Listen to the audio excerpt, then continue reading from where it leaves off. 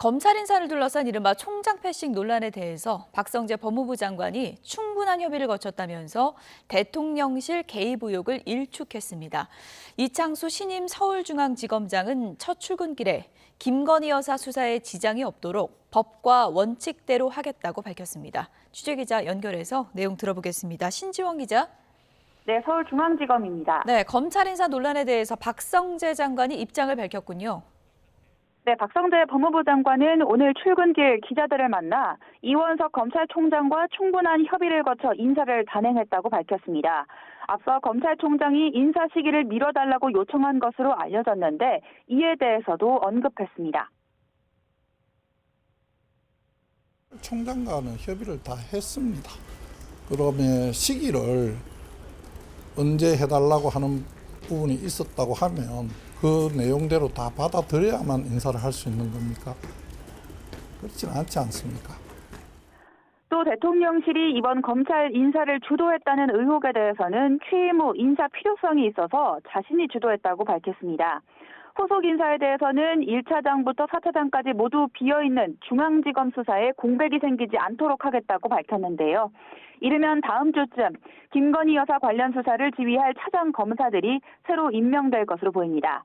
이런 가운데 오늘 첫 출근길에 오른 이창수 신임 서울중앙지검장은 인사와 관계없이 법과 원칙에 따라 수사하겠다면서 김 여사 수사에 지장이 없도록 모든 조치를 취하겠다고 밝혔습니다.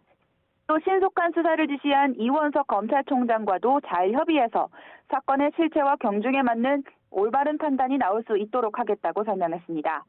김건희 여사의 소환 여부에 대해서는 이렇게 답했습니다. 김건희 여사 소환 조사도 가능하다고 보십니까? 그 구체적인 부분에 대해서 말씀드리긴 지금 단계에서는 어렵지만 제가 업무를 빨리 파악해서 수사에 필요한 충분한 조치들은 취할 생각입니다. 이와 함께 전주지검에서 지휘했던 문재인 전 대통령 사위의 특혜 채용 의혹 수사를 서울중앙지검으로 가져올 수 있다는 관측에 대해선 혼자 결정할 수 있는 일이 아니라면서 신중한 입장을 밝혔습니다.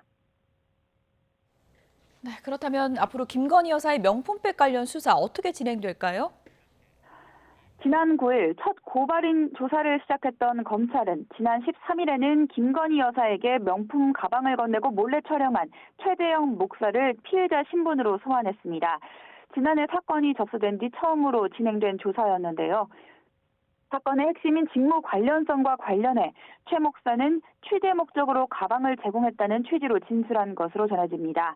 검찰은 최 목사에게 김 여사와 나눈 카카오톡 메시지 내역과 촬영 영상 원본 등을 제출할 것을 요구한 것으로 알려졌는데 최 목사는 보도 당시 다른 취재 기자에게 모두 넘겨서 제출할 것이 없다고 밝혔습니다.